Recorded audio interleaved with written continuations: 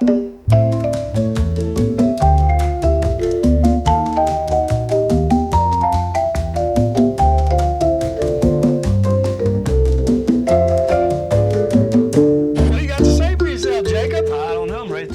Tiki and a little bit of a recap. Here we are talking about TikiFest 2026.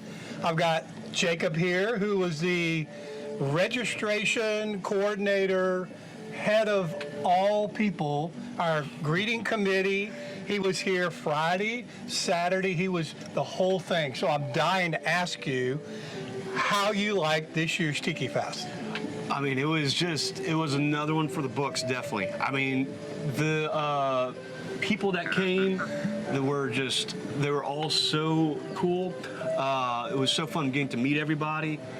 And then, I don't know, just like, it seemed like a good crowd that they didn't want to leave. And everyone seemed like they enjoyed their time.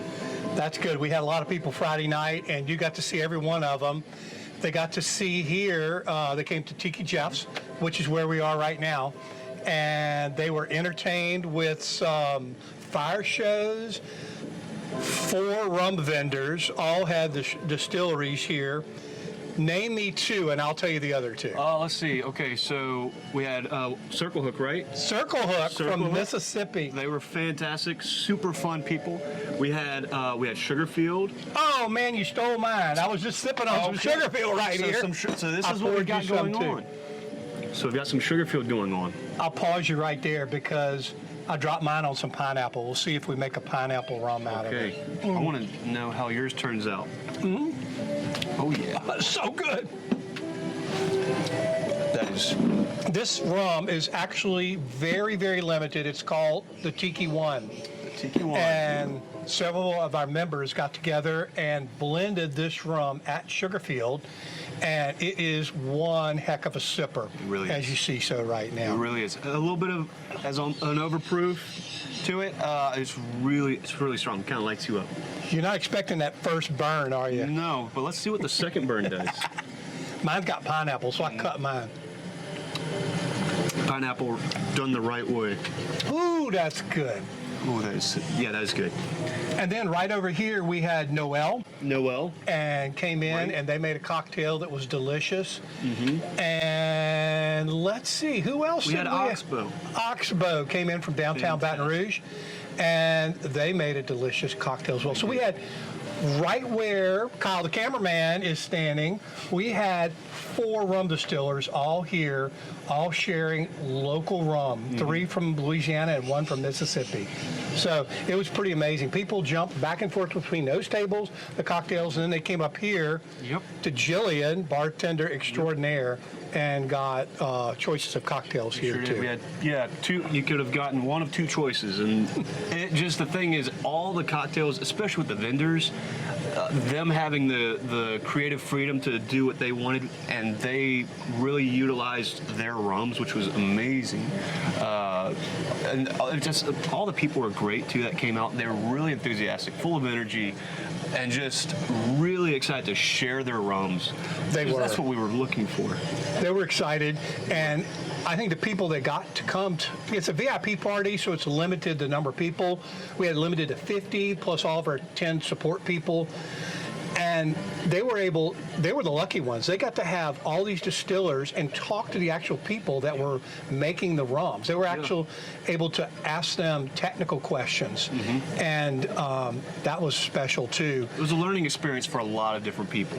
The night was a blend of tiki and rum, which the 2 go together so perfectly. Now, when we rolled into Saturday morning, I don't know how you did it, but you were the registrar there. You were there before everybody else. We were setting up everything, and you were there for the first person to check in. That was definitely a task to do, especially after the night before we had, which going from a fun evening to an incredible morning of just, we had Kyle teaching us about the exotica music. We had just a lot of the different rums. We had Planere, at least, I'm blanking on the others. Who were the others that came? Oh man, we had Chairman's Reserve, Bourbon Court, and that's when we brought in let's see, who came in for that one? Oh, Jean-Baptiste. Yeah. So we did have a Louisiana rum in there with our Saturday mix. They fit in really well. And although it was tiki and educational, and then we had Tiki Marketplace, it was very rum-centric. It was. Do you think it was too much rum? I mean, is there ever too much rum? Come on, that's the real question here. Was it too much rum? Was this a rum festival or was it a tiki festival? Oh, I mean, at least for me, I could be completely wrong about this. I feel like they coincide very well. I don't even know. I don't know if there's such thing as too much rum, but also when it comes to tiki, I mean, like that's one of the pillars of the tiki culture is just rum, and most of the cocktails that you make are all rum based. So I don't know. What would you say? What could be too much rum? I know. We every year we've kind of changed things up a little bit. We've used what people have told us. We always, from the very first year in 2023. My gosh, we were babies back then. I definitely was. When we started the Tiki Festival, I should pause right there and say the whole Tiki Festival started because we wanted everybody in Louisiana to be able to have a festival they could go to without having to leave the state. So a bunch of us got together and planned what we thought would be the perfect gathering. A little bit of this, a little bit of that. We even had Omar teaching people how to make mugs. Yep. Our first vendors were out in the parking lot, in the backyard of Omar's shop. Yeah. It was great, and we knew we were going to build from there. So people go, that was nice, but wouldn't it be nice in a little bit bigger venue? Yeah. You know, and then so we found a better spot. We expanded it, and every year we got better and better. Somehow. And then some people said, well, you had rums on Friday. Why couldn't you do rums on Saturday as well? And then that's when we added Plan Array last year. Wild. And then they sponsored the whole day of Saturday. So then people go, that was nice, but aren't there other international rums besides Plan Array? Oh, definitely. So that's when we added two of our other favorites. And the beauty of organization is you get to plan, taking what people say and put it all together into a perfect event. And somehow it always seems to be topped. From year to year, going from us doing it 3 years at least now, we get together and we're like, how can we top this? And somehow manages to. I don't know how you do it. That's my question to you. How could we top the 4th annual? Well, that's a really tough question. That's If one there was, that I would if there have was to 8 sit for. rums, can we go to 16 rums, or 9 rums would top it technically? I mean, you're the guy that would find a way to make it happen. I don't know how. I mean, I guess depending. Do we want to mix? I mean, I guess if we want to have some vendors back here on the Friday night, have a more international rum come out that night, and then kind of Move the local to Saturday. or at least mix it up even. Have just everyone feel like on a level playing ground. I don't know. Just things to toss at the wall and see what sticks. It seems like it just always works out each year. Everybody always comments. They go, we want more rum. We want more tiki. We want more rum. So we just expand. Yeah. We're already 3 days, and that 3rd day, you do not get to go, but I took you on your own. That's right. Trip down there a couple weeks after that.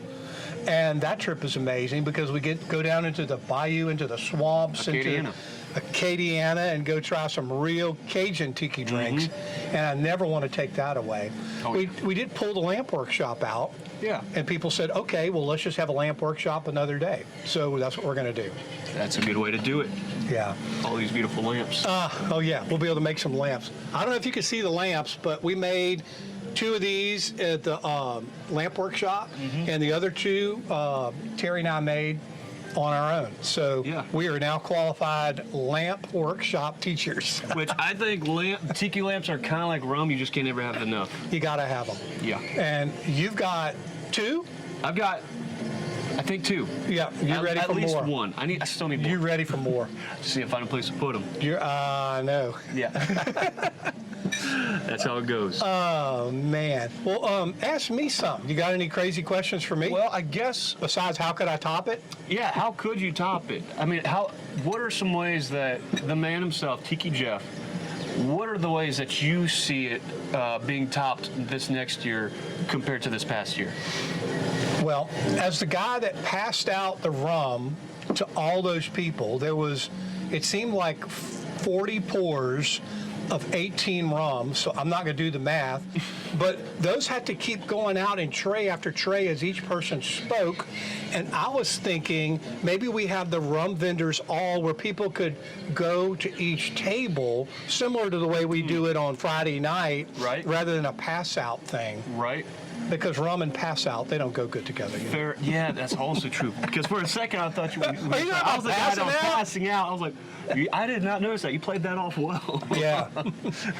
Well, one of our future guests is going to be Kyle Crane. Yes. And who was responsible for getting us the playlist and the music and all that, plus a whole bunch of other things for Tiki Fest. So we're going to have him on as a guest and talk about things from his angle. But the Exotica extraordinaire. yeah, he's the man for that. Anything else? Like if we switch to the tables, do we dare at a Thursday night event? You know, it's almost like you want to kind of keep it contained. This is just my opinion too. Mm-hmm. I think it's quality over quantity. Yeah. We don't want to add in too many days because then that. I mean, let's see, what is that? 3-4 days in a row of rum? I know. I know we live in Louisiana, but that could pose us a lot of issues. I mean, our poor livers. So I agree with you. Let's go for quality over quantity. And if anybody has any suggestions on ways that you could possibly improve the fourth annual Tiki Fest for our fifth, definitely let us know. That would be great. Definitely some input. We'll always take it. Definitely weighing all the options. But I think so far on the trajectory that we are on, this system that you have created, you, Terry, I mean, it's been blood, sweat, and tears putting a lot of it together. I mean, you don't cry a whole lot. But We definitely don't, blood and sweat. no tears, but there's some sweat like today. Yeah. Here we are filming in South Louisiana at the end of May, and it is With a 90% humidity. 90 degrees and 90% humidity, so we can survive anything. Thank goodness there's rum. That's right. So cheers, Cheers. and we'll see what comes up next. That's right. Thanks, everybody. See y'all around.